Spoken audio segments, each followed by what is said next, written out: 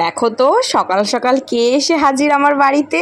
মা এসেছে সকাল সকাল, এসেছে বেশ কিছু কারণে। থাকবে না, একটুখানি বসেই চলে যাবে, তাকেও তো কাজে যেতে হবে, কাজের তো আর ছুটি নেই।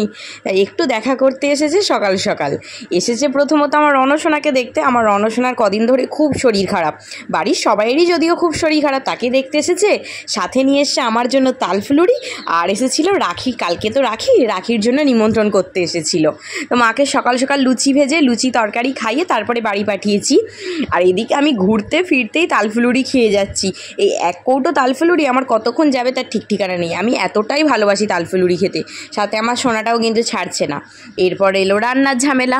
এখন যা সবজিপাতির দাম, রোজ কি রান্না করব ভাবতে ভাবতেই দিন শেষ হয়ে যাচ্ছে। ওকে জন্য বললাম আজ একটু মাংস নিয়ে আসো, এই জ্বরের মুখে একটু লাল লাল ঝাল ঝাল মাংস খেতে খুব ভালো লাগবে।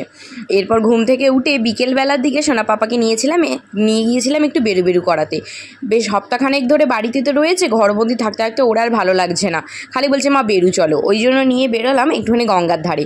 আর আজ শুক্রবার, তাতেও গঙ্গার ঘাটে কত জলযাত্রীদের ভিড় দেখো, তাহলে বুঝতে পারছো এই শনি রবিবার কতটা ভিড় হয়।